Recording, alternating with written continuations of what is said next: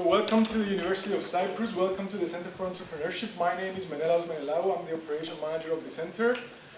We're really excited to welcome you here and also welcome our partners, KPMG, all the sponsors, USB.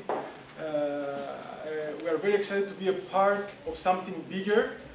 This week, all over Europe, in 40 plus countries, more than 200, almost 300 events all over Europe. And this is the reason why, for the second year, I believe, along with KPMG, also we decided to be a part of something bigger. It's the only way for a small island to develop and help and nurture its startups, to be a part of something bigger. So with no further ado from my side, I would like to call Pangratios Vanezis to the stand, or no stand, for his short welcome. Thank you, Pangratios. So, hi everyone, how are you? My name is Pangratios. Thank you, Menelaou, for the very short and to the point introduction. Yes. Excellent, nice to have you all here. A big thanks to to Menelaos, to the team at KPMG that organized all the event here. I'm excited. Firstly, we're going to be hearing from 3 aspiring entrepreneurs. One female that I look up to, so thank you, Xeni. The theme of the event evolves around the psychology of entrepreneurs, of young entrepreneurs, of startups, and the idea why we should all fall back when we were kids and exactly dream and make the dreams into a reality. Again, many thanks. We are here for 1 hour, then we are going to welcome you to a networking event. Thanks very much, and I would like to welcome Xeni and Anastasiou. Thank you very much for accepting the invitation. Dim the lights so that you can actually read the text overlay, because it's important in the message that it portrays. Just,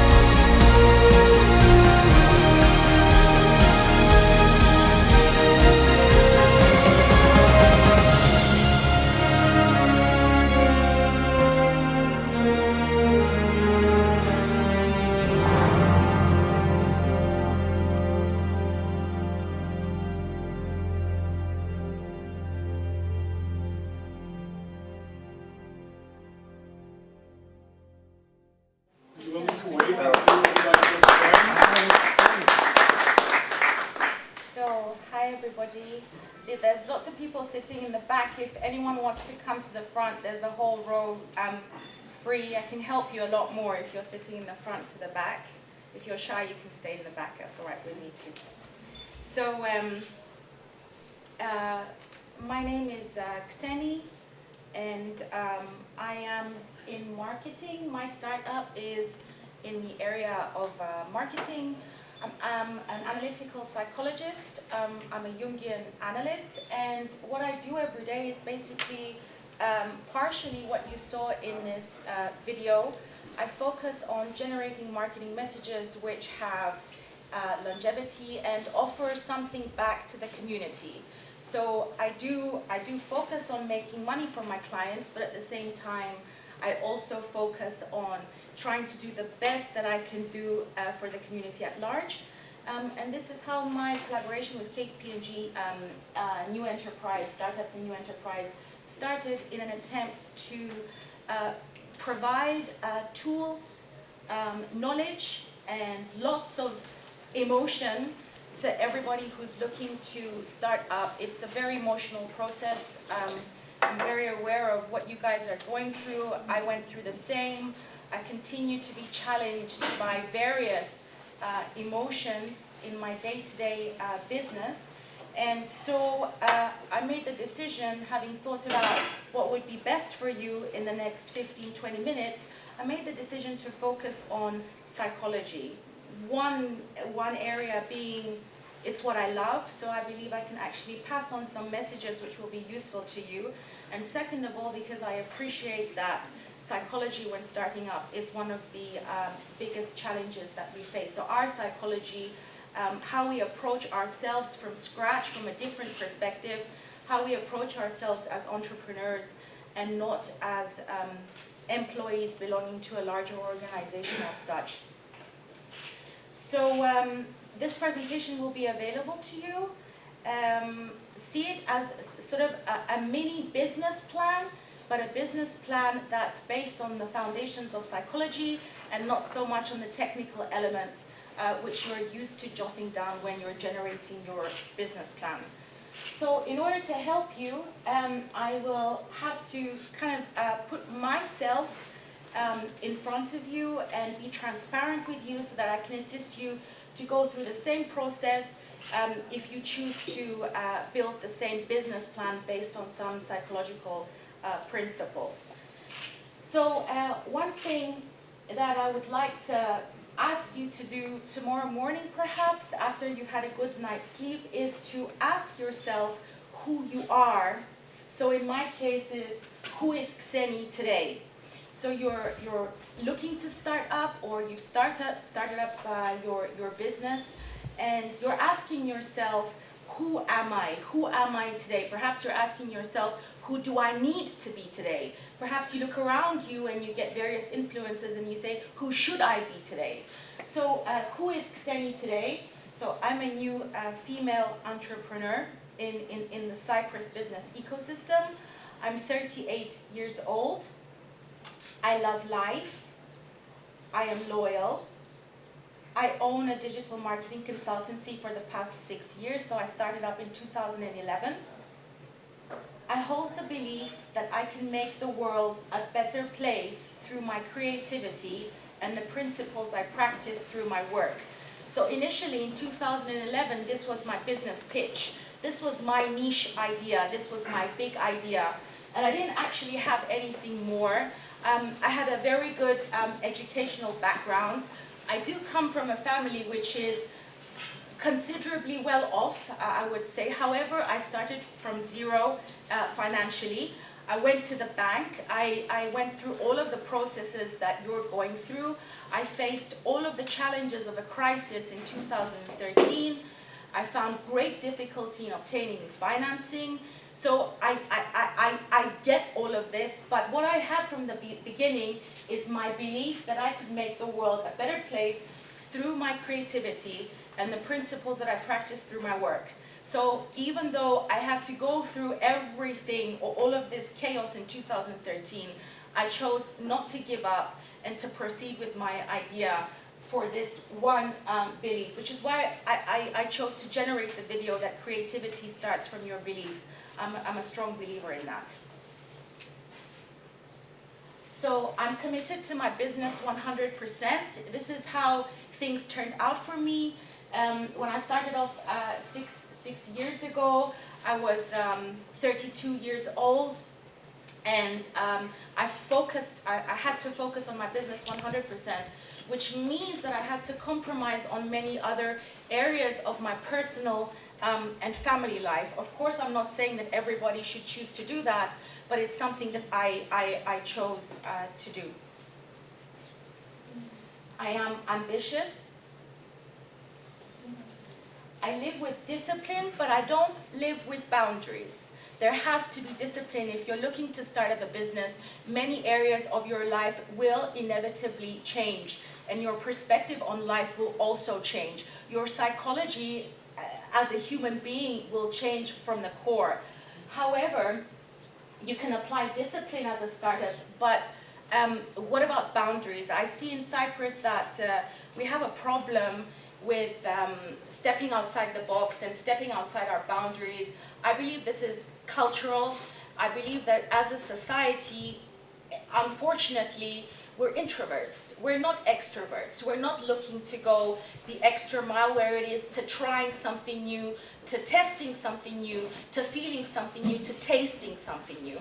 This is what I try to do in my everyday life. I remain disciplined, but I don't live my life with boundaries. If I don't live my life with boundaries, and if you choose not to live your life with boundaries as a startup, that means that you'll filter in a lot more information from a lot more sources than you would normally do. I am a giver. This is one of the reasons why I'm here today. I try to do this as much as I possibly can. I try to help as many people who share the same characteristics to me as I possibly can. I'm an analytical mind. I love completely, so I don't know how to love with boundaries. I only know how to love 100%, or I just don't bother with an object or with a person. What does this mean for my business? It means that I'm able to apply considerable emotion into the marketing work that I do that other people cannot do. So I believe this is my niche. My belief is that this is my niche. The ability to love completely, the ability to have an analytical mind, and the ability to live my life with discipline but not with boundaries allows me to produce content that my competition cannot do to the same extent. Some people find me to be a pleasure to work with. Others find me to be challenging, difficult to work with, unrealistic, and a stressful personality. So if you consider somebody who wants to love completely, who has an analytical mind, who is a giver, and who wants to live with discipline but not with boundaries, then it's also, I think, a possibility that this individual as a startup, as a business owner, may not be the easiest person to work with. And I found many entrepreneurs who actually share similar characteristics to me. They're either the kind of person that you feel it's a pleasure to work with them, or you find them to be very challenging in their thought process, unrealistic perhaps where it comes to their expectations, and a stressful personality, particularly where it comes to achieving goals for clients. Others don't align with my belief system at all, and in this case there's no reason for my startup to want to collaborate with them. If we don't agree where it comes to our beliefs, then there's no way that Xeni, the seller, and my client, the buyer, will ever bridge the psychological distance so that we can close a deal. So this is who I am, and I challenge you to do that every month if you possibly can. Take a good look at who you are today as a new entrepreneur. It provides you with an overall vision of your good and your bad, how you can become better. Be transparent with yourself, be honest with yourself. At the end of the day, the only person who can be honest with you is you. So please take the opportunity to do this and outline the core elements of your psychology and your human identity. So the other area I wanted to discuss with you is who is your business ecosystem. We talk a lot about the startup ecosystem. We know all of the leaders in the startup ecosystem in Cyprus. We know what everybody is doing. We've probably heard them talk 3 or 4 times. But have we actually thought about the who in the startup ecosystem? And in your case, more particularly, who is the who in your business ecosystem? Not the what, the who. So I'm going to jot down again my thought process where it comes to the business ecosystem that I've built for myself, and I'll explain why later.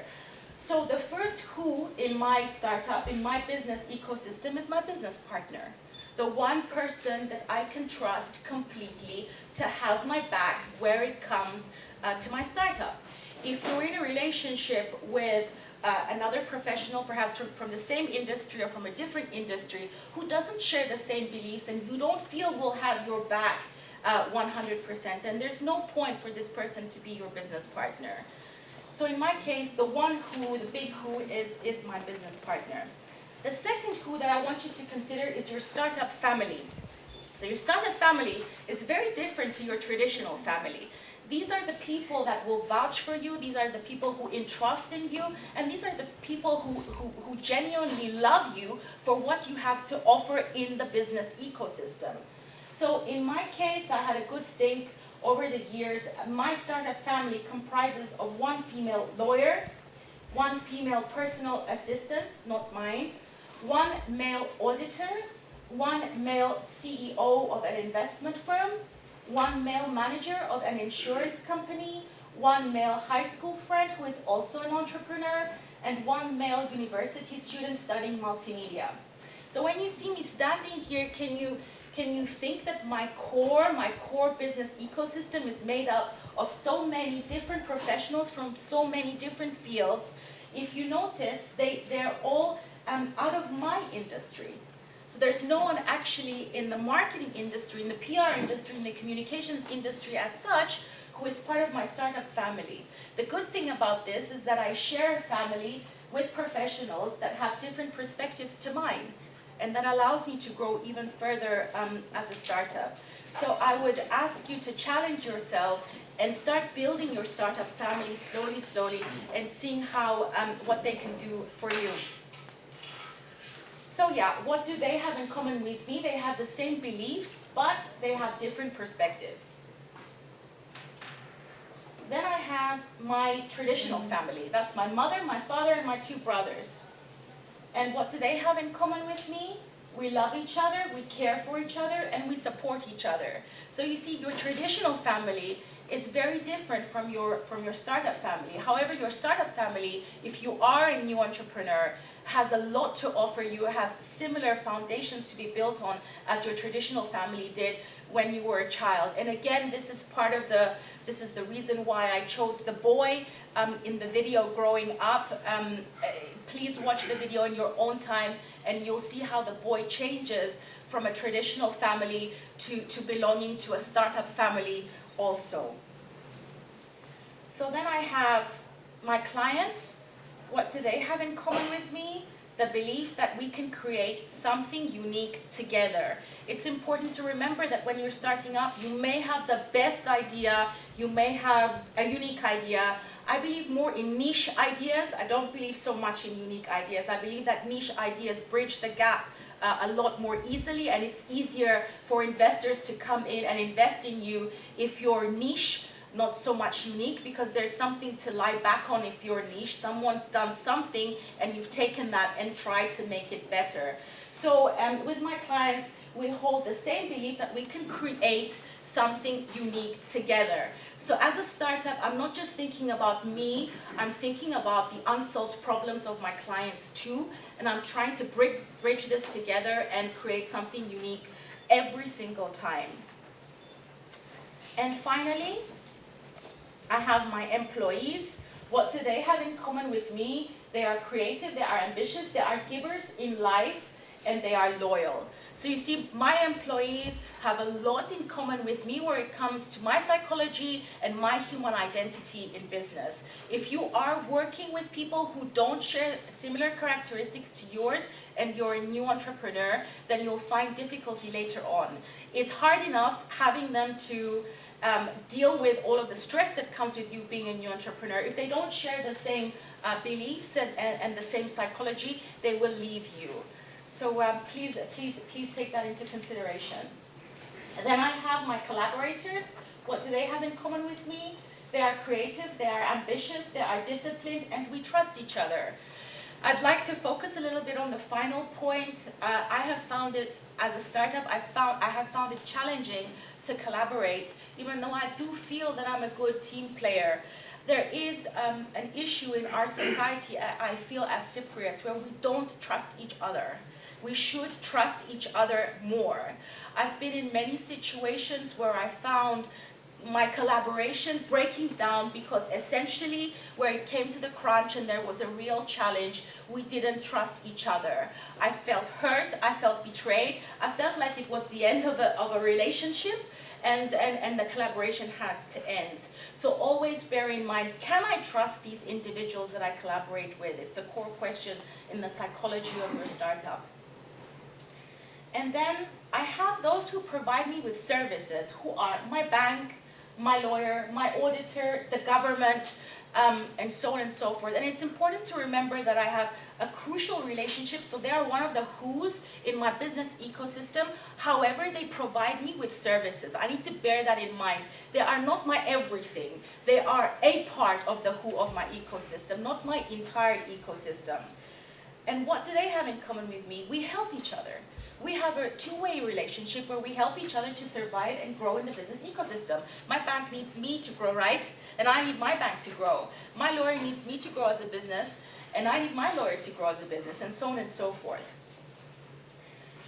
So then, once you've done this exercise, go back to who you were at the beginning when you were starting up. So I went back to who my business ecosystem was in 2011, and my entire ecosystem was made up of myself, my belief, and my idea. There was nothing else. There was no business partner, he came later, there was no money, there was no financing, there was no alternative financing, there was no investor, there was nothing. It was just myself, my belief, and my idea. So you see, there's a lot more to your business ecosystem than you might think in the beginning, and it's good to consistently challenge yourself so that you see how your business ecosystem grows, and be proud of yourself as you go through this psychological journey. So what should I have been thinking in 2011? There are 5 questions which would be good if you ask them once a month, if you ask yourself once a month. The first is the psychology of innovation. So what am I thinking? What am I thinking as a new entrepreneur? I have a unique idea. I believe in it 100%. It's time for a new chapter in my life. I feel ready for it. I wish for more control over my financial destiny. Let's be honest, the salaries in Cyprus are ridiculous. So there are many people who are driven by wanting a better financial destiny when they choose to start up. I wish a lifestyle business where I am responsible to nobody but myself. I wish to finally have a boss I can truly understand. Many people go through this and make the decision to start up because they had a relationship with a boss or bosses that they believed they didn't understand them. So the person that I see, Xeni in the mirror, fits better to the description of a good boss. There is great value to the community at large if my idea gets implemented. And then there's one critical question that you should be asking yourselves every month, which moves me from the psychology of innovation to the psychology of implementation, which is, of course, are you making money? So you may have a great idea, you may believe in it, you may want a better financial destiny, and so on and so forth. You may believe that you will offer the community at large so much good with your niche idea, with your big idea. However, are you making money?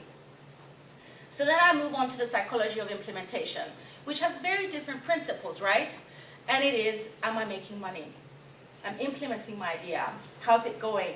So this is the question I feel, and of course this is based on my experience and my belief, please don't get me wrong, so this is the question that differentiates between your new business from being a business and a hobby that excites you or relaxes you.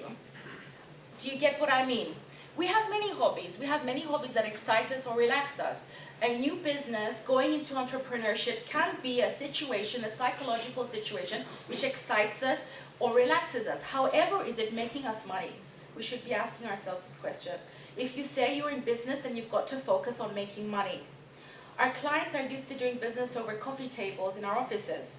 The physical distance between my client and myself when I'm sitting in my office having coffee with them can be measured in centimeters, right? However, if we think deep, the psychological distance between my client and myself is huge and can be measured in miles. And I feel that a true entrepreneur is that individual who can bridge the psychological distance between the client and myself. Okay? So then, change of perspective. What does this actually mean? I'm not starting up to change my job title, right? I'm starting up and I have to change perspective. If you don't find the process of changing perspective as a human being scary, it means you don't fully appreciate what you're about to do. Starting up is scary, changing perspective is scary. So what I would suggest is to have a paid mentor who will help you to focus. It's the mentor's job to ensure your success. Consultants in the transition phase between the psychology of innovation and the psychology of implementation can provide excellent advice, so invest in them. However, expect to pay them a fee. I do see that many startups expect to get everything for free. Why? You're in the business to make money too, right? You're starting up because you want to make money too. So why would you expect from an executive in the process of transition to provide you with all services for free? If you do pay for your service, even partially, it conveys you are prepared to take your advisors seriously. You can, of course, improve the fee that you provide your advisors as you progress and you make more money, and I'm sure that they'll be happy to agree to that. The important thing when you're changing perspective is to select people with similar beliefs but different perspectives from yours, as I did when I created my startup family. Select people who you can trust to be honest with you in all the challenges you will face. Avoid bringing in people whose main value is that they might open doors for you. And I chose this, again, it's a difficult point to touch upon in Cypriot society. We do ask for many favors from family, from friends, who may know somebody, who may know somebody, who may know somebody. I don't believe that your startup will survive if you base it on these foundations. Base it on foundations with building relationships with people that believe in you. For example, my business partner, Kyriakos, he can open a door for me easily. However, if he can't speak about Xeni, who is Xeni, in a way that will convey trust to that prospect client, then that deal won't close. Or it may close for a couple of months, but then I'll lose the deal. But if Kyriakos goes in and he knows that Xeni can provide something niche because he's seen it, he believes in it, and he trusts Xeni, then he'll pass on that energy to the client as well, and he will assist in closing the deal. So the final part is, what got you to this point won't get you to the next point. I wanted to focus a little bit on the learned habits of success. I worked for a large organization in London. I had everything available to me. To be perfectly, I mean, the cultural society in London is very different. Can you imagine a business in Cyprus that would have wine on the ground floor available to you to take upstairs to your office if you're working late? 5 p.m. every Friday was sort of like the boozy Friday where we would go out as an entire business. That's a lot of budget invested from the business. We had great laptops, we had great desktops, we had mobile phones. At the time we had Blackberries. We had so much offered to us. Then when I had to start up, I had nothing. I had very limited resources, I had very limited financing, and of course I couldn't have I couldn't continue to have the same habits of success that I did have when I was working for a large organization. So please bear in mind that these habits of success, if you continue to keep them as a startup, might become future barriers for you. You're now on the seller's side of the coffee table and your perspective is not the same. So if you think learning is hard, so you're here to learn about starting up, compare it to the pain of unlearning your habits. And I'm mentioning this because it was a difficult transition process for me, from having everything in business to having very little apart from myself and my beliefs. So, final point, will my idea succeed? Please ask yourself the question and go through this checklist consistently. It will assist you. How much time are you spending on new business? Are you spending time only on your innovation? Are you spending time only on your big idea? Are you actually spending time trying to find new business, trying to find clients that will provide you with money? How much time do you spend reading about or watching great sales professionals? If you're not, please do. It's as simple as getting on YouTube and searching for great sales pitches, great sales professionals, how they've succeeded. You'll notice that they have a huge interest in others, not just themselves. And they're focused on perseverance, money motivation, the ability to prospect for new business, and to close deals. Another area is, have you learned to start listening to the unsolved problems of those with the authority to write checks for you? It took me a while. I'm being honest. I was going into a pitch, I was going into a client meeting, and I was thinking about myself. I was thinking about what I could obtain from that organization, what I could obtain from that business, not only in terms of money, but I wasn't actually thinking about the unsolved problems of my clients and what I am actually there to do. So if you're not, please stop focusing on yourself so much and focus a little bit more on the unsolved problems of your clients. It will do you wonders. Does the market like your idea? It's a basic question.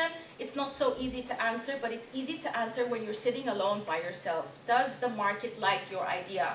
If the market does like your idea, will the market perhaps stop liking your idea by the time you've made enough money to recoup your investment? So it's not just a matter of the market being ready or liking my idea today. Will the market like my idea in 3, 4, 5 years' time so that I can actually make the money back that I'm investing to start up? Are the costs of innovation eating too much of your profit? So are your startup costs, as you stay in the area of innovation, controlling your big idea, not letting go, not breaking into the market and generating new business, are these costs too high for you to actually start making a profit? And final question again, are you making money?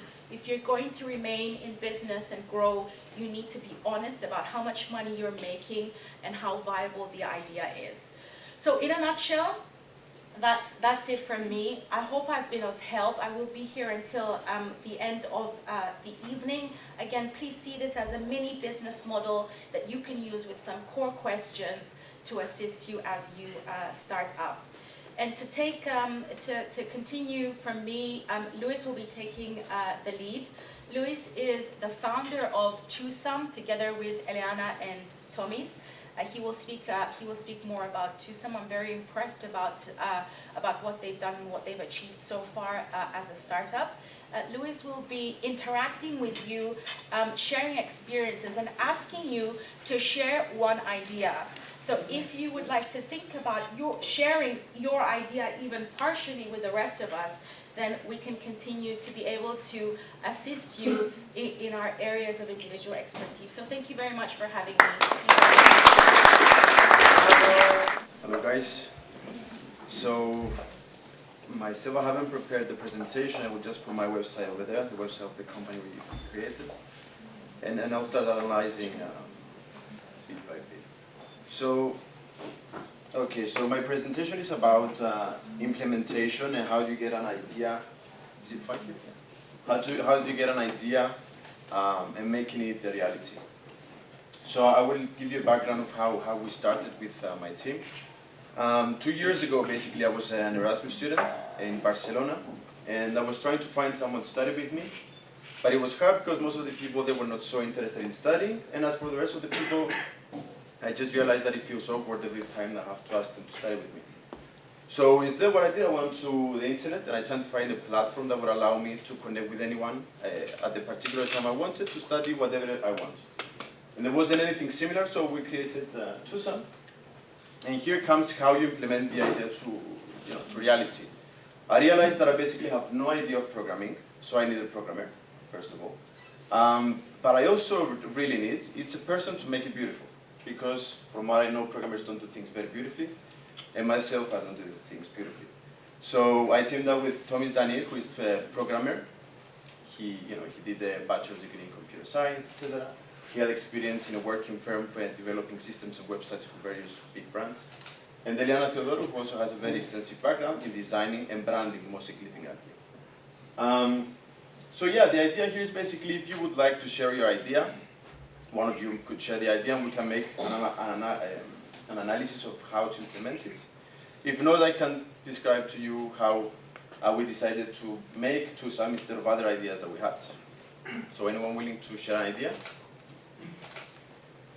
We won't steal it, don't worry. Okay, let's go back to the B plan.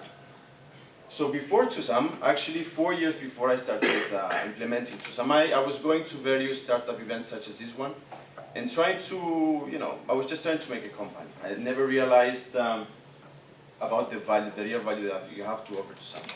It's not necessarily the innovation, it's basically what is the value that you will create and give to someone to pay for it. So another idea that I had, and many people told me it's a very good idea, is about booking a parking lot with your mobile. So let's say I'm at home, I want to go to the mall, but usually the mall on Saturdays morning is full, so I want to book my place with a parking. And then I also had this idea. If you think about it, if you create a company that unites people so as to study, you're creating more value.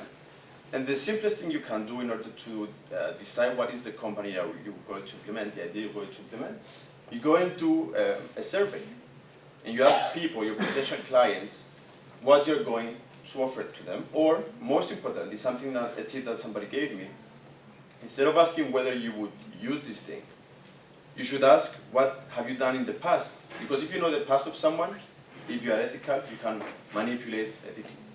Because you know what he has done in the past, so you know what you will offer him so that he pays. So we did a survey with 125 university students from all over the world, 15 different countries, China, Venezuela, Australia, Korea, all the countries, many countries. And we asked them about their studying routines. And the first question we had asked them was, how do you usually study?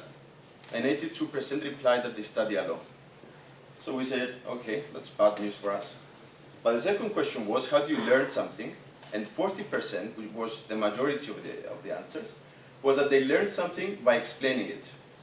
So how could it be possible that most of the people study alone, but at the same time they learn better by explaining? So it means they're not learning in the best possible way. So apparently the answer was something similar to Twosumm. We created Twosumm after a year and a half because we followed various programs just to better learn how to run a company, how to develop a company, and we created it. Let me tell you that basically with no funds, we managed, after 3 months of launching, to acquire today we have more than 800 users. So the problem here comes that because we are a social platform, you need a lot of people to be on it and running. Because when I'm a student, I go online and I have to find somebody else. When you're free, the conversion goes up. I don't want to speak a lot of technical aspects here, but you have to think of how are you going to bring the people in. Like Xeni said before, you have to have very good sales skills. But in our case, you can't go to the users and sell it to them. You have to do it digitally. So you have to think of how are you going to convert for free all these people. But then again, you have to think about money.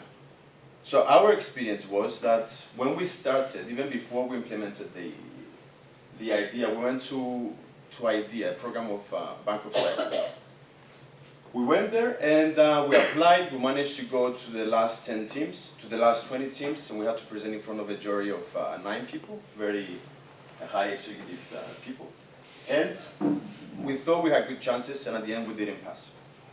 So we realized, we have actually quitted our jobs. We had invested a lot of our lives into this project. But instead of quitting, which is very similar again to what Xeni was saying before, we just persevered. And we said, come on. I mean, apparently we have some good statistics about this thing is valuable to some people, so we have to go and implement it. We followed a couple of programs, as I said before. It's called Founder Institute. Basically, they train you. I'm not advertising, by the way. I'm just telling you what we learned here. So yeah, we learn how to pitch. We learn what we have to, what do we have to look into so as to create a viable business.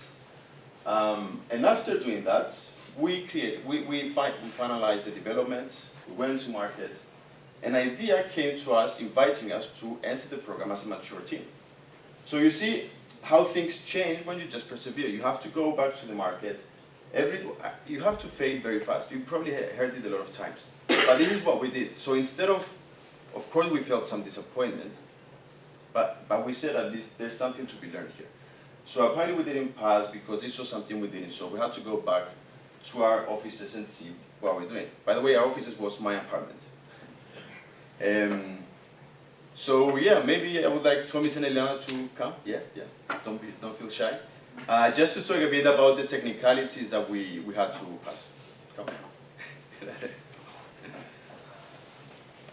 Because also something very important. The 4 years before I started working on Twosumm, I used to go to all these competitions by myself, and I was trying to find and create a team, and I always failed. I never won a competition. Then I found a very good team with these guys. After we finished the program, we started winning a couple of awards. We got into idea, but the essence here is how important the team is. And we're good friends. We fight a couple of times, but talk about more. You want to talk about the brand? No. So basically what we wanted to do with the idea with the branding is that we had to take into consideration that it was for students. And basically students doesn't mean that it has to be childish or whatever, it just has to be fun and not that, we didn't want it to look like, something very, how do I say, very company-like. We wanted it to corporate. we wanted it to be more approachable, a bit more fun, more colors. So we created something with illustrations and characters and avatars and a lot of colors. So the way it works, you just choose your character, which is your avatar, and you go from there. You don't have to show your face, so there's no discrimination. Like they choose you because you're blonde or whatever. And the only place, let's say that you see the other's face, so you cannot discriminate him then, is the video. We chose these specific colors because we did some research, the kind of turquoise and purple. Because we did a research and we combined colors that are more, It was like the colors of it was communication. a color of communication, of studying, of universities, and then we blended them together to create these two. And our logo is like, those are two main colors, and we try to keep consistent throughout the website and the platform. So this is how it works. But for the branding, I would suggest doing something which is not by the book, create something that you think, we were students once. I would like to use that when I was a student, not something very corporate or minimal like black and white or, blue and orange, like every university's colors. So I think I like this. You want to talk about the... Okay. You don't need just a programmer. You need someone that must not have the experience about IT, system administrator, programming, or something. You need a programmer that have the ability to learn every day new things, new stuff, and of course to do all the hard work like servers, databases, security, programming, collaborate with designer. hard thing to do. Yeah. Yes, basically it's that's you're a programmer, you have to, every time when you create something new, to think how you will scale up with these things. So you don't just do it and it's okay. You must think, okay, if my team decide that you have to expand something new. For example, Twosumm for kids. So I have to be prepared to have the ports to expand my database. And yeah, that's right. Yeah. So as you can, I mean, you know, in a very small time frame, we're trying to describe all the thoughts that we have to put in place and combine them, the skills of technology, the skills of design, the skills of business, let's say, and take them all together and develop what you're seeing right now. I mean, everything has a reason for it. But that is why it's so important having the team. Let me just probably this is interesting, actually. Yeah, yeah. So, so this is how we like to present our team. You know, it says a little bit of every person. Let's not show it now, but no, but it's the whole combination of how the team has been working together. Let's be honest as well. There's many times that we had some, you know, discussions, intention. You know, how do you say? Fights. Some fights. But they're basic. I mean, these are not things that have to be discouraging for you. This will happen. I mean, you're going to have fights not only in your startup, probably as an employee as well. But you have to learn from that fight, for example, because things will not be easy. So why did we have the fight?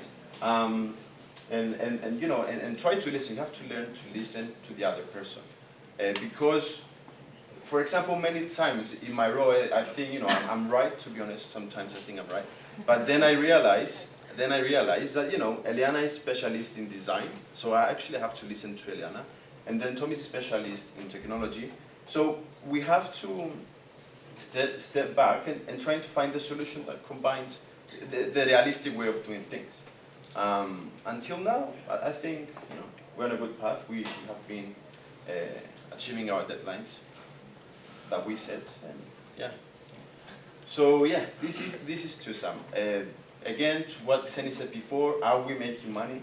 We are not making money at the moment, and that is a very, you know, there's a difference between the mentality of, let's say, the startup ecosystem in Cyprus and startup ecosystems abroad. That's not necessarily negative, because, you know, many complain there's not enough investors in Cyprus, so it's very hard for startups to get money. You know, where we're going to find the money to launch. But also that is also a blessing, I would say, because you will find the ways. You are obliged to find a way to make money. It's not necessarily losing the focus out of your startup, but basically even developing further your skills, making money, pumping it into the startup, and then making the necessary, you know, tweaks to create a revenue model, a proven revenue model.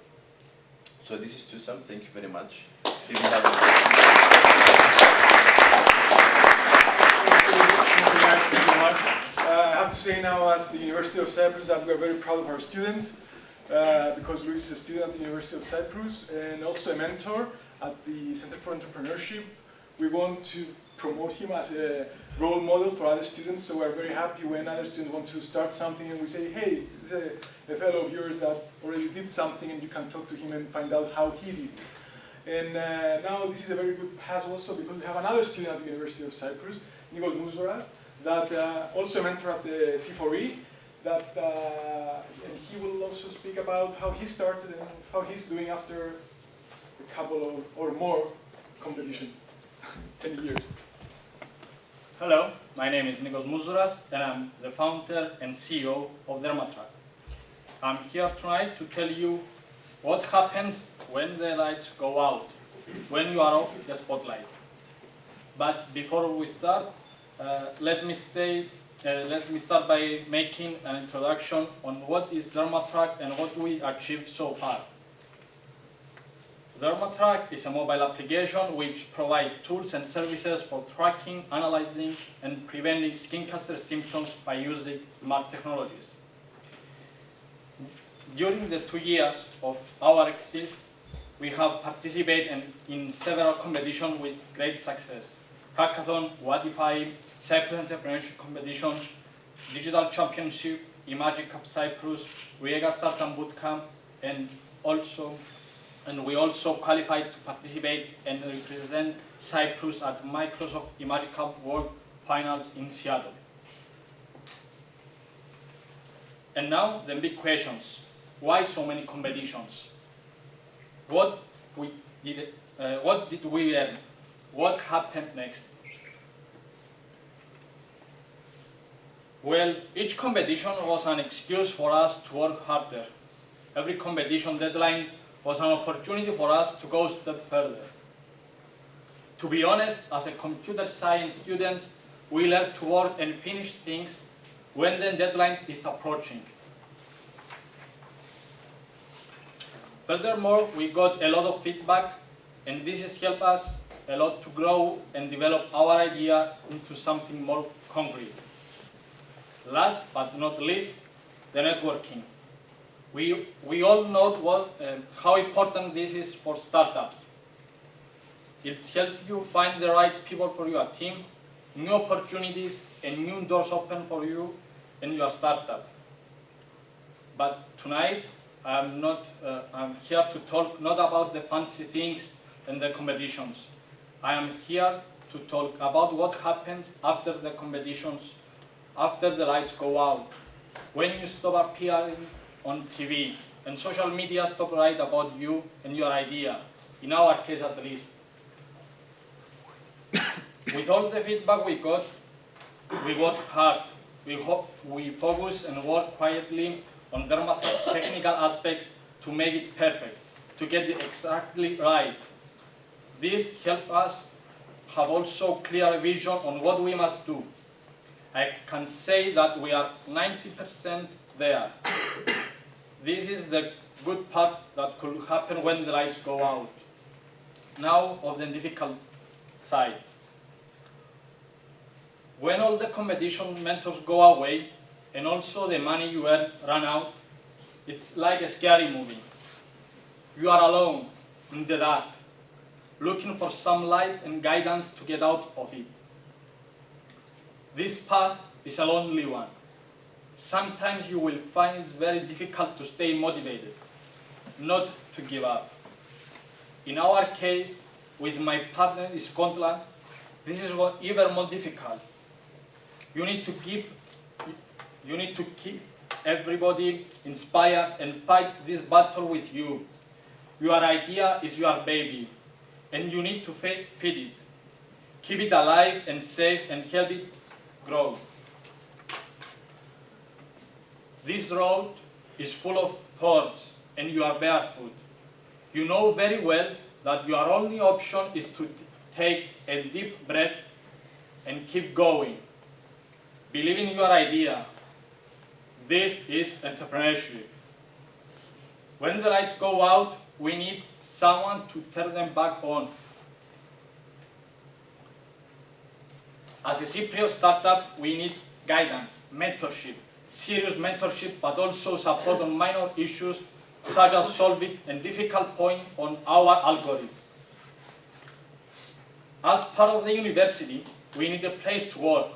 We need the maker space, for example. A place to meet fellow entrepreneurs, people who we can team up and share ideas. Also, I spend my weekends working to earn a living. What if the university could employ us and use our experience and skills in a way we could also have the time to work on our project? So, my 2 cents for when the lights go out. Please, choose your partners wisely. They are the only people that will understand and work with you in the dark. Sticking there, it is a difficult period. As a part of the ecosystem, I hope to see more support in terms of mentoring, funding opportunities, and international networking. These things are never enough. Thank you for your time. And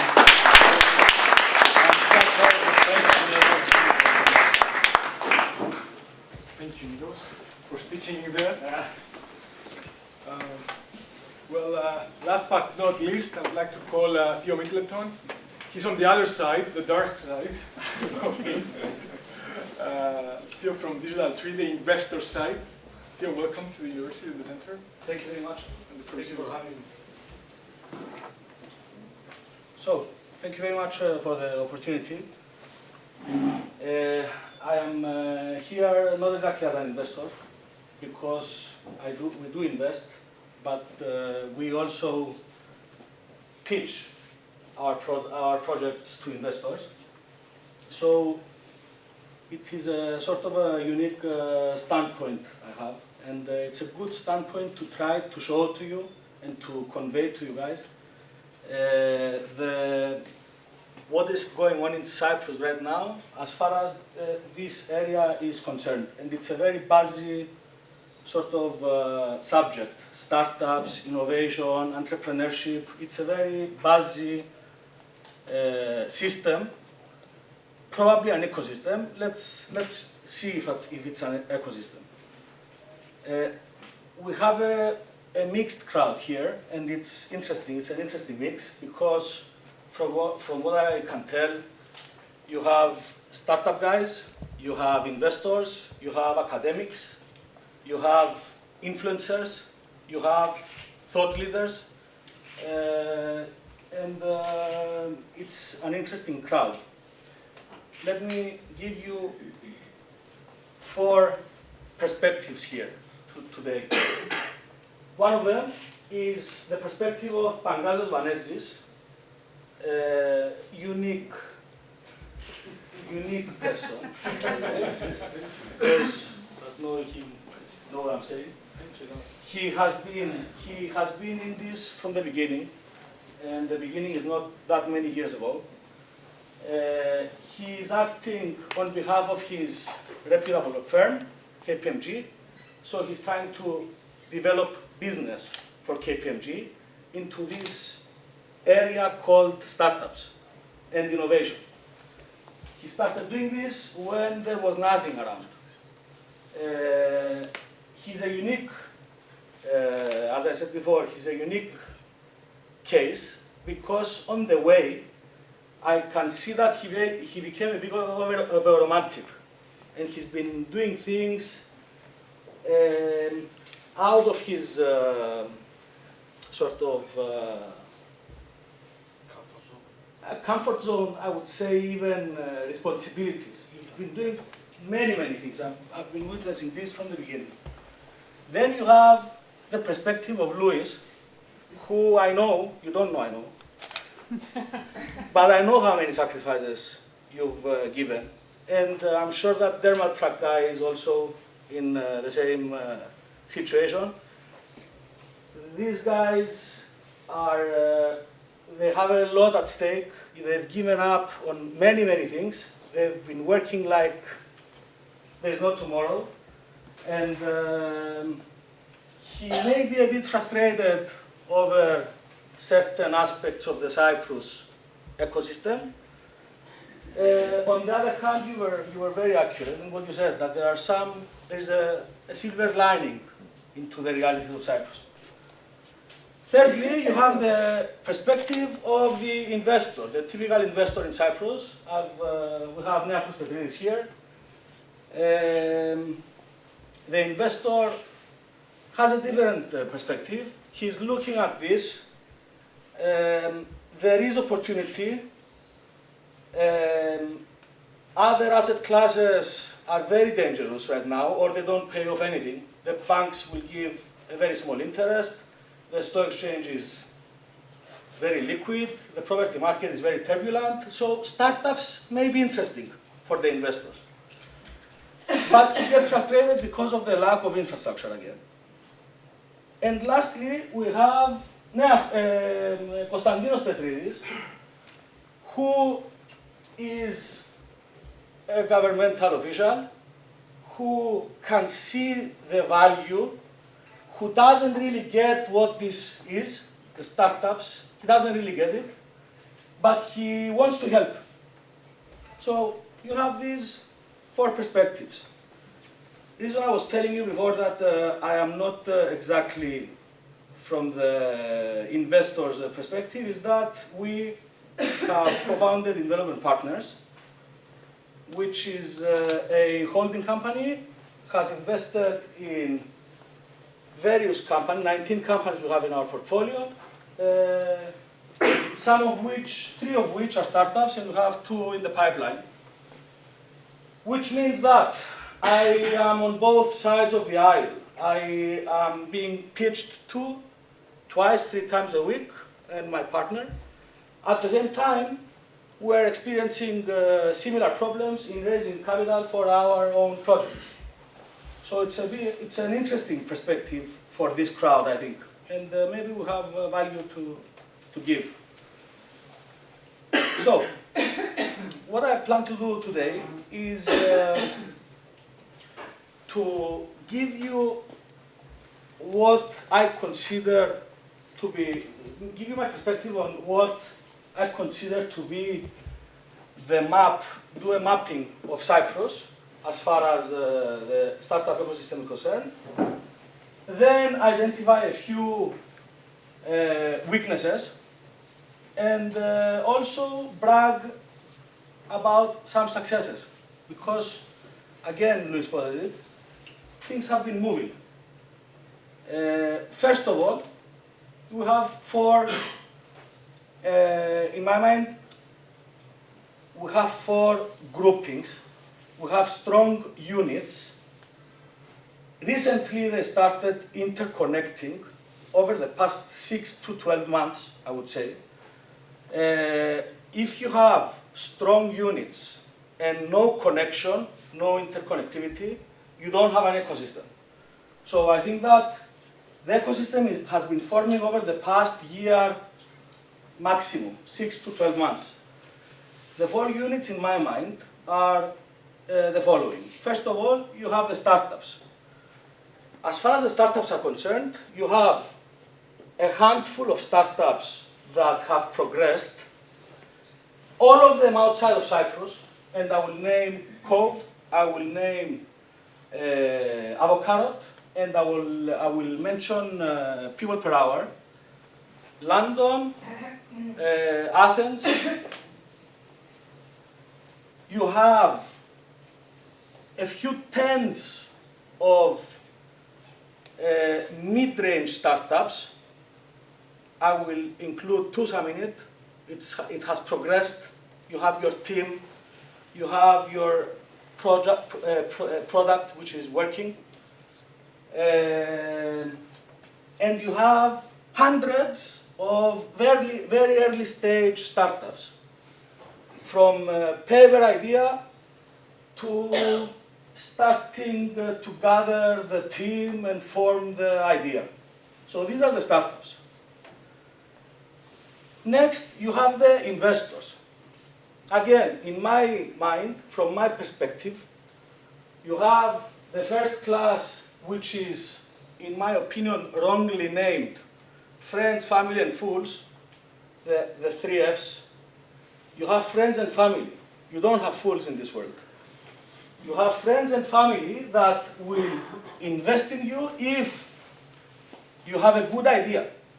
Maybe they have emotions for you, maybe they love you, but they will not invest in you if you have a shit idea because they will not help you. If they invest in a bad idea, they will do harm to you. So you have the first, which is the friends and family. You have the second class of investors, which are the high net worth individuals, and you do have a few in Cyprus, with an appetite to invest. Typically, in my experience, they invest in the low hundreds of thousands. They will invest 100,000 up to 200, I would say. Very rare occasion to invest 200. And they do have an appetite to invest, as I said before. And lastly, you have very few institutional investors, VCs, that have formed in Cyprus, under 10 million managed, and they do not invest only in Cyprus. They invest regionally and in very specific verticals, such as green energy. So you don't have a lot going on there, which is part of the problem. The third very important piece of the puzzle are the influencers. The influencers are the people that have been steering this movement from the beginning, and they are growing. It's a growing list. So you have people like Pangratios that I mentioned in the beginning. You have incubators, you have academies. Very importantly, you have universities that are now in the process of creating many startups. I've seen this. This actually, I think, is the beginning. It's what igniting the whole thing. And equally importantly, you have blue chip companies such as banks and telecoms wanting to associate themselves with this entrepreneurship or startups or innovation. They want to associate their brands, so they are pumping money into this thing, which is helping a lot.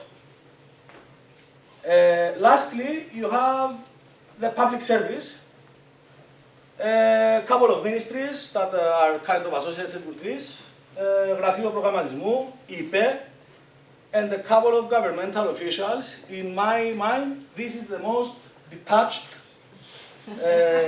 part of the system. Next, I would like to blow our trumpet a little bit about what has been going on and what has been achieved.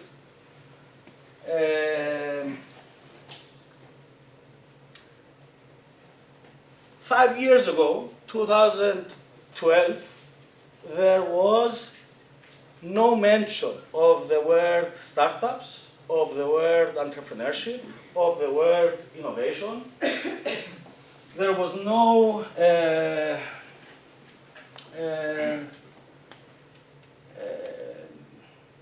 what's the name? There was no aspiration from people to get involved into this. You had nothing until a couple of romantics ended up forming CEL, Cyprus Enterprise Link. Not a couple, 5 people, didn't know each other. They created this thing. This is what I believe has triggered everything that has been achieved by today and many more to come. Over the past 6 months, I have been witnessing interconnectivity, which is essential to form an ecosystem that we have been talking about for years now. You see influencers getting together with investors, investors getting together with startups. You have seen interest. You are somewhere. You were nowhere, now we are somewhere, which is good news. The second equally important thing in my mind that I call a success, I came up with it yesterday when I was strolling in the old town and I eavesdropped on a couple of kids in their teens talking about, I overheard Cyban, I overheard idea, I overheard a couple of startups. There is a buzz, guys. I mean, there is something there is something going on. No way 2-3 years ago to have listened to a conversation like that. Lucas is here with us, 18 years old, extremely talented. I'm sure you are top of your class. And this is his aspiration. Lucas, 18 years old, top of his class, I am sure is an example for many of his peers. And this is his dream. This will drill down to the rest of his classmates. If he's successful, I'm sure that the following classes will look up to him. This is happening. It's happening. He was involved in this reality show, online reality show. Luis was also part of it and was in the finals. And he was voted, Lucas, from the, he was Επιλαγόντας, στα αγγλικά. Runner-up. Anyway, there were 3 companies that were going to be voted by the audience, the viewers. And he received well over 5,000 votes. 5,000 votes online. I bet you that 2 years ago there would be 100 votes. I bet you that 2 years ago there would have been 10 applications to the reality show, not 60. So we're somewhere. There is a very, very good buzz. It's great news. Now, let's go to some unfortunate, very unfortunate realities. I can, from my standpoint, I can say that the following 3 realities are extremely unfortunate. And the most difficult, the biggest challenge, up to the universities, up to the influencers, up to what we call the ecosystem, to change. The first one is DermaTrack guy. Where is he? He identified it. Culture. We have a huge cultural issue in Cyprus. Huge cultural problem in Cyprus as far as startups are concerned.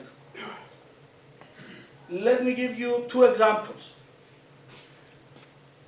There was a grant given by the EU a couple of years ago, and one of our founders, you know him very well, he applied for the grant.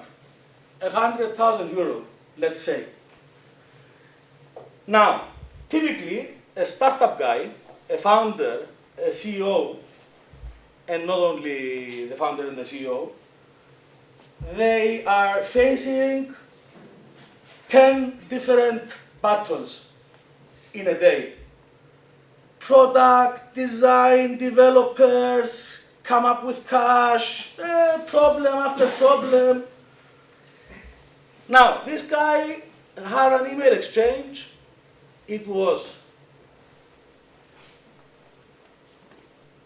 20 emails over a discrepancy of 17 euros. Of 17 euros. Now, this is a cultural issue. You have to understand that this is a cultural issue. In what sense? The person that was responsible for the disbursement of the amount or for the evaluation of the startup was not thinking in helping 95 out of 100 companies, startups, to get the money they deserve, but she was thinking, or he was thinking, about the 5 companies that will fool the system. And this is very typical. This is a huge cultural issue. I mean, in the startup world, you need to do anything to facilitate the startup guys go on with their business. The second example I will say about the cultural problems is my recent trip to Israel, where they have a completely different mindset. Their mindset is how to mine startups. Their mindset is how to farm startups. In a hospital in Israel, there are as many doctors as there are engineers. In their army in Israel, there are as many soldiers as there are engineers. What do the engineers do? They are trying to figure out a gap in the tools they use, in the technologies, and to fill it up with a startup guy. I mean, this is, okay, Israel, of course, is it could be the best example, maybe the worst example for cultural issues, as it has a 60-year history. Silicon Valley, that we all know, has half of its history. Israel is the most progressed country in the world as far as startups are concerned. But again, it's the mind frame. Now, so the first problem is the cultural issues. The second problem is, I identified, has to do with European grants. These are grants that come from Europe to be distributed in the nations for their startup people and the companies. Now, how is it possible to take 20 months for the selection procedure. It's crazy. It doesn't make any sense. I mean, I'll tell you two examples again here. First of all, one of our projects, one of them our very progressed projects, is called COVE.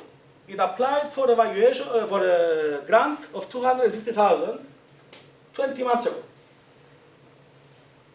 If they get it or if they don't get it, it's irrelevant. The fact is that it has not been decided yet. It's crazy, it blows my mind. We had to get a bridge round for the 250,000 from investors. With great difficulty, we could get the bridge round. I wonder how many startups can get this bridge round.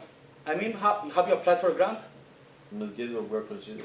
You are considering? Yeah, because of Don't consider it in your, I mean, have it as an extra, as a cherry on the pie. Do not count on it. You cannot, unfortunately. DermaTrack, have you applied? No? Same with Louis. The second example is JobSha. Listen to this example. JobSha is a startup. It's about an algorithm that marries employees with employers. It's like a jobs portal. Christo, you know. It's been founded by Christos Plastiras, who's one of the very bright minds of our generation. He applied for the grant 20 months ago. At the same time, 20 months ago, another similar project, I believe of a lesser caliber of a founder, started in London, friend of Christos Plastiras. Now the one in London is raising 3 million on the valuation of 8 or 10 million. JobSha is finished, it's closed. It's nowhere. It's a rat race. It's, the term startup basically means I am running as fast as I can, non-organically for very fast growth. It's killing it. Now, the biggest bottleneck in Cyprus, you referred to it a lot before. Again, it has to do with funding. Now, in Cyprus, the early stage startups, of which I mentioned, we have hundreds of them, typically need for bootstrapping 10, 20, 30,000, pre-seed 100,000, 200,000. There is appetite in Cyprus for this type of investment. If it's a good idea and you have a good team, people will invest in that idea for that amount. This is the first stage. The third stage is where you are raising Series 1, Series 2, Series 3, which means 3 million plus. 3 million plus. That's the third stage, the progressed startup. In that case, you don't need Cyprus. Nothing will come out of Cyprus. You will be spotted by international VCs, and they are managing billions.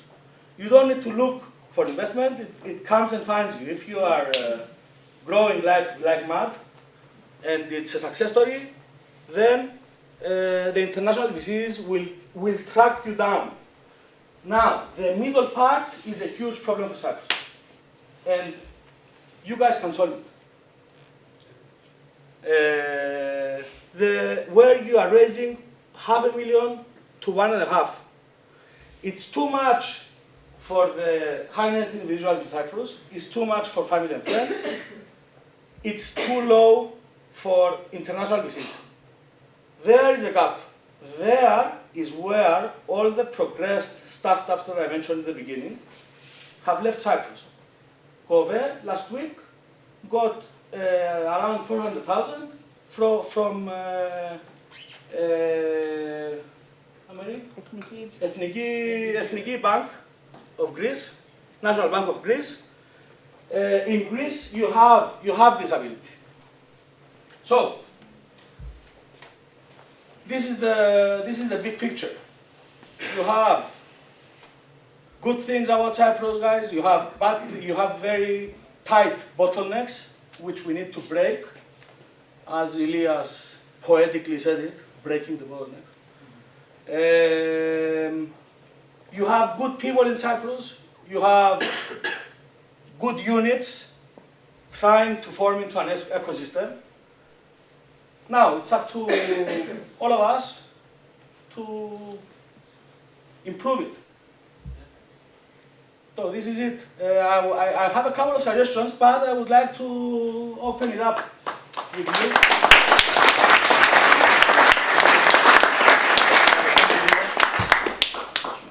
I think I would like to call all speakers for like 5 to 7 minutes of Q&A. So if people have questions, and then we can continue with the questions downstairs as well. But let's have a quick Q&A. So Nikos, Luis, Xeni, try to join Theo here for a quick Q&A session. Come up. Now turn the lights on so everybody wakes up. So any questions? I'll ask a question. Yep. Question for you, Luis. Yeah. I mean, you've got a nice team with you, and it's actually nice that all of you are here as well. But like, how did you find each other? And specifically when it comes to IT, if you're not an IT guy, how did you know that you had the right IT guy, the right skills? And you know, it's pretty damn complex. So when I realized I needed a programmer, I remembered Thomas because we were in the same school. But that's not the solution, because I also talked to another guy, another programmer, and when we failed, that guy left. Immediately, he's not valuable to the startup. And by luck, actually, we met with Eleanna, because my brother met her somewhere. He told me about her background. But then again, it doesn't matter how we met, because you can go to various websites, Behance, to find designers, etc. The point is that with this team, we have success. We have succeeded. We have managed to accomplish things, because there were more people in the beginning. I won't lie. I mean, it was the first people we started, developing the idea, and these people, at the first failure, it was before even developing the actual company, they left. So immediately you know that these are the people I can rely on. I will leave. I have something to do. I cannot go to the office today. They will be handling everything. That is how I mean, it's not something, okay, these two guys are perfect. Tomorrow I know I can rely on them. You have to pass certain challenges together. Then you establish, these are my guys. This is my team. Yeah, and that's more on the soft side of things, right? Do we get along? Are we here for each other? Can we trust each other? But also on like, what are you bringing into the company in terms of, do you have the right skill set? Can you do what the company needs in order to succeed? But that, again, you must. So the reason, for example, with Eleanna, her background was amazing. Whatever she does, I want her because she's the best. Also for Thomas, because he was handling 4 projects, huge projects at the same time. So again, I knew he's the guy. That is very important for us. For example, right now we have 2 interns. One is the best student in computer science from here, and the other guy is the best computer science in Euclid. We want the best. If they are going to succeed, for example, we had the best computer engineering from European University, a genius, but we didn't manage to be a team together, so we had to drop it. But yeah, as it comes for the hard skills, you have to get the best. You have to look for the best. Yeah.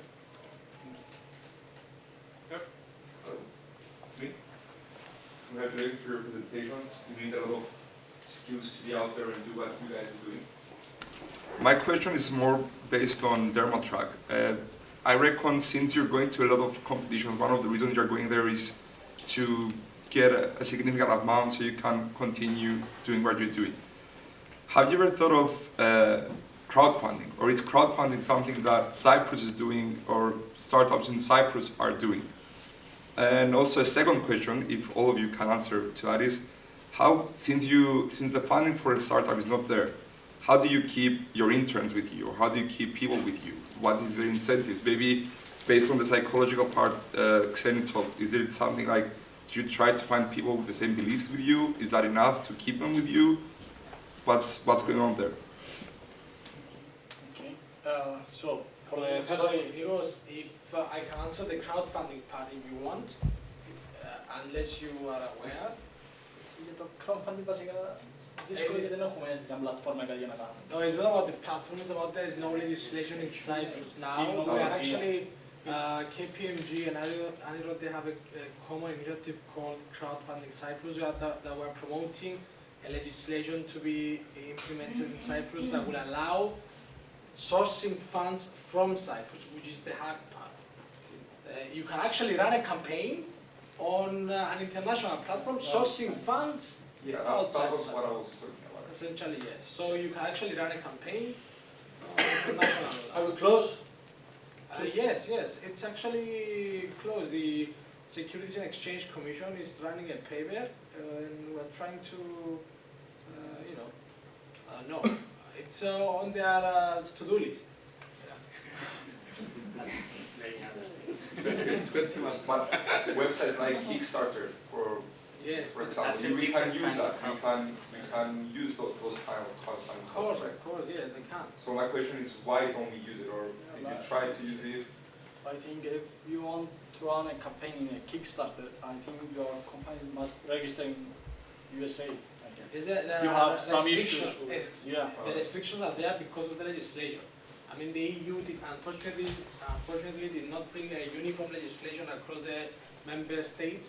And now there are actually 8 member states that have a legislation on equity crowdfunding platforms, and there are 5 with lending, peer-to-peer and lending platforms. The issue again is the legislation. It's trying to making it sourcing funds in the most convenient way possible. So otherwise, in order to raise funds, you need to have a proper prospectus. Okay. I think I agree with Theo though that things are really challenging still. I mean, we talk about crowdfunding, alternative financing in Cyprus. There is a serious problem, and if this isn't solved, then unfortunately many ideas aren't going to get off the ground, and it's so sad. There's so many amazing people in Cyprus that it's just not happening for them. Perhaps on another day we could do something where we actually merge the psychology of starting up with the situation in Cyprus today, because we've touched upon a couple of issues. Sending a follow-up event. Not just a focus on the real issues, in Cyprus. For me, it would be people. The people in my business are the people that help me through the process of finding things difficult with money until the 20 months are up, and all of the, until you actually obtain the financing you need. There's actually a grant now which focuses on startups and ends in 23rd of February. If someone wants more information, we can actually provide some. I agree with Theo. I essentially don't like Brussels dictating and disseminating funds the way they have a vision, a specific vision. They think that Europe is lacking behind innovation versus Asia and EU. Theo is discussing about VCs. Unfortunately, VCs are actually moving away from series investment, and they are actually consolidating their position on their existing portfolios. It's going to be a big problem for 2017 and 2019 unless we have a couple of successful IPOs which are lining up. This is reality, and this is why we are here. Essentially, you should source funds from anywhere possible. Is it a competition? Is it EU? As I agree with Theo, you shouldn't invest. You shouldn't rely on EU funds, but if they come, Share the pie. Yeah, definitely. I agree with, we are aligned with you in many perspectives. I agree that you should have a mentor with which he or she will guide you or be with you through the journey. But again, yes. Yes, look. Hi, to Lord. It's for everybody. First, what do you think about what are we doing as an ecosystem about fintech startups in Cyprus and building more fintech startups that, as you know, fintech is the most funding sector worldwide in Europe. And the second part is about bootstrapping. And you know what bootstrapping, just to explain for the others, is to try to build a startup with your own fund and don't apply to investors. And what about bootstrapping versus building a Silicon Valley culture that is startup is going for 2-3 years, is constantly raising money until they drop dead from investors? Yeah. I actually have automotive. If someone has anything on automotive automation, great. We can actually ship it quite easily. As KPMG will have some connection with the Volkswagen Group and personally with the SOGEN, Société Générale, the ALD division, which focuses on automation. So if you have anything on automation or automotive, great. But in Cyprus, I guess fintech is the most prominent or most possible vertical that we can actually focus and source funds essentially from international funding. But again, social impact technology is also very high on everyone's agenda. Last question for Christoph. I would like to ask Theo one question. From my experience, I have seen that with other ecosystems, the starting and of becoming maturing is actually when there is a couple of VCs that starting pre-seed and seed. Family and friends is good, but they cannot give the help and the depth in a startup. So this guy is very interesting because he has been living through this thing that we are watching now in Greece 10 years ago. Then he relocated to London. I know Chris, we are associates. He lived in London for 5-6 years, in the past 5-6 years, and now came to Cyprus, and he has a very interesting perspective. And what you say is true. You need you need. Do you see here You need in VCs? Cyprus something like that happening? Yes. Because we've seen some funds that they can fund mature. There are institutional blue chip companies in Cyprus with 7-figure amounts ready to invest in a VC. I have indications. You have European grants, Jeremy funds, that may provide the 70% of the amount raised. And we've met with a fund of funds in Seattle in the summer that says to jurisdictions like Cyprus that if you raise 10 million, we'll give you another 10. I mean, they'll give you the amount that you raised. So there is a lot of potential. It's going to happen. Yes, but what about VCs? Like goes pre-seed and seed with a VC logic? No, we don't have it. It's very long. As I said, this is a global trend. They are moving away from pre-seed. They are moving away actually from series investment, which is hard. It's very difficult for what's happening. But we need some governmental. But there is, as I said, there is the move. The government, to its credit, they are implementing the investment schemes, the tax incentive for investment schemes. So there is an effort to try and source funds as easily as it can get. I think the problem is that we are focusing too much on the funding rather than the ideas. We need ideas. Yeah, actually in Cyprus we have a serious problem with deal flow. Yeah, We don't have startups that are actually good enough to go to that level. Yes. And we I'll have to disagree with that, of course. In my That's humble not my opinion, opinion, it's Cyber's opinion. Okay, this is not my opinion in that case. And my opinion is that you have amazing talent in Cyprus, We have talent. very well educated. It's an island economy, so you can test products here very easily. And you've had amazing success stories, like avocado. They sold for kids. I met them when they were 20 years old.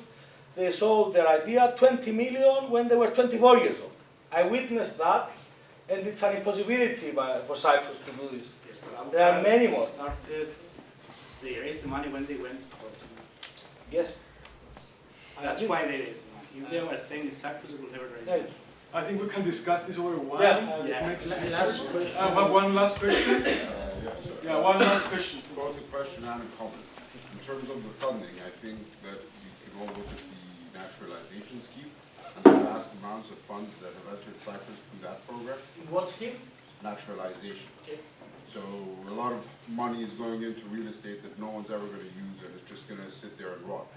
I think with suggestion legislation could be made to draw at least a small part of the money into that scheme. And my question is, all the ideas which were presented were tech-based. So is that like a criteria to be a startup?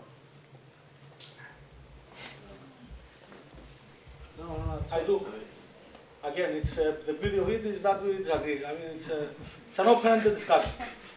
Louis says it's not tech, it's not a criteria. I think it's a criteria. No, I we're don't know. seeing a lot of technologically enabled startup companies. That's the difference. Yeah. I think in just what they commented that no, there is not a gen definition that they need a tech, but tech is an enabler to scale very, very fast and to protect from competition. If you don't have in the core of everything something like tech innovation, is very easy to copy. That's why all of us focus in startups and hard tech. Not because we love tech, but without tech, it's very hard to scale up very fast. All right, thank you very much, everyone.